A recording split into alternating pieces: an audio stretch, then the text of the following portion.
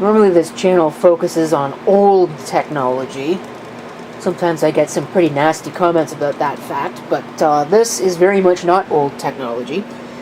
It's a little Raspberry Pi that my intention was to build as a wireless access point. And that's still my intention. However, I wanted something like a built-in display, because I don't have very many HDMI compatible displays. I mean, I've got this little TV, which I love the TV, don't get me wrong. It's a very nice thing to have. The speakers are actually decent for being a flat screen. Well, at least for what I'm going to do. If I were watching TV on this, I'd get it a sound bar or additional sound, because it really doesn't sound all that great. But for what I do, it's fine. However, it's not the best for PC work. But anyway, that's not really the point. It's got HDMI, and then I have that monitor over there that I just got. But I don't want that for this, because I want something that can sit over there. So what I ended up doing is I'm going to forgo the idea of this case with that fan. And I don't really like this either. This is a cheap power adapter. It's not the genuine thing. But I went ahead and I bought the official Raspberry Pi touchscreen and the case to go along with it. So we're going to go ahead and build that and see how it goes. Okay, here's the case. I was pleasantly surprised to see that at least most of the outside of it is, you know, actual, not glossy plastic. It's matte plastic, so it's not going to attract fingerprints too badly. Some of it will, unfortunately. You can't really get away from glossy plastic these days. But now I gotta get this unpackaged and figure out how this works. Okay, so here's the display, and this is kind of confusing. I'm not really sure how this is going to work, because this is a newer Pi, obviously, so it's got the USB-C power supply, and that's not going to work with this. So I don't know if it will be able to power it from this or not. I also don't know. The assembly instructions I was able to find seem to imply you don't need these. I guess I'm going to try it without and just see what happens first. And if it doesn't work, then I guess I'll have to add them. But now, of course, I have to put the Pi on here. I'm guessing it goes that way, so that it'll fit in this case. But we'll see. Okay, the lack of directions on assembly and all of that are really kind of disappointing for a product that is meant for beginners, people who might not know what they're doing. I have a strong suspicion that I've got this installed backwards for some reason, but we'll try it, and we'll see what happens.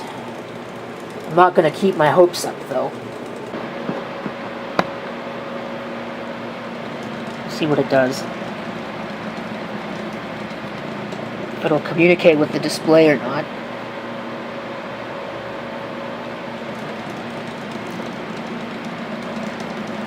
So far, it looks very unpromising.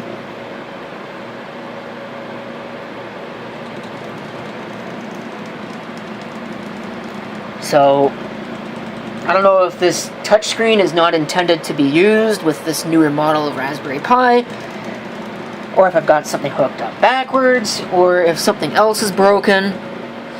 Really not sure, but like I was saying, not really encouraging for a device that is supposed to be used as, you know, I don't know, a beginner's device. I'm sorry, that seems to be kind of appalling lack of direction as far as I'm concerned. So, we'll see. We'll give this a try, I guess. I'm going to have to go and find a USB micro power thing in order to try this. Okay, so some required corrections. I'm still going to stand behind, of course, the fact that not having directions for a device that's meant for beginners is kind of ridiculous. However, the reason why it didn't do anything is because Genius, operating the camera over here, forgot to put the SD card in. And it's kind of a pain in the butt to get that in there once you've got the display all set up like this. So, I don't know. I'm also going to leave, it's got a protective film on it, I'm going to leave that on there just because fingerprints drive me insane, which is why I don't like the glossy plastic. that's all over these modern devices. But, assuming I didn't break it in the time that it's taken me to assemble it, I have fully assembled it now, so we'll see what it does. There you go. That's a little better. I'm also hopeful it's not upside down, although, yeah, of course it's upside down. No, that doesn't look very good. Okay, there we go. I wonder if there's a way to change the rotation. I think there probably is. I'll have to investigate. Okay, so once again I find myself appalled at the lack of direction on how to do things. I had to actually go in and find one for myself, but we're going to go ahead and install an on-screen keyboard program. So I don't have to use an outboard keyboard to talk to this thing, since, you know, that's kind of the point of a touchscreen, is to not have to worry about having a keyboard attached. So we'll let that install, and then we'll work on integrating it into the operating system. Okay, so that's installed now, so I should be able to come up here under accessories, and there is now a keyboard which I can use to type. Very nice. But now we got to integrate that into the OS. Okay, so we're going to write ourselves a little script here. All that technical mumbo jumbo in it, and I'm hoping will work. So we'll go ahead and we will save that. If I hit the enter key instead of shift, it might actually save a little better.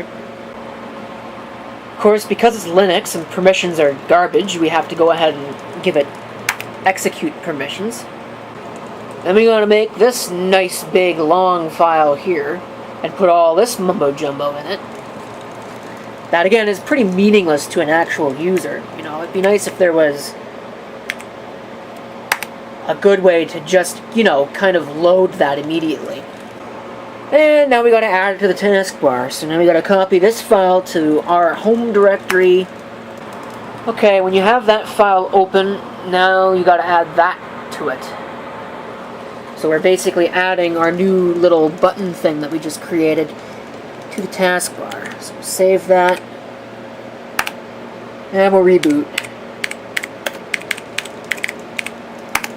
And with any luck, your screen won't have broken because now you can see me in it, and we'll actually have a proper functioning keyboard. Now this is still going to be upside down just because the OS hasn't loaded. There's not much I can do about it. If I tried to put it the right way around on the Pi, the cable, the DSI cable, wouldn't actually reach the connector. So this is what we're stuck with. So now it's the correct way. Hopefully it boots without breaking the entire desktop.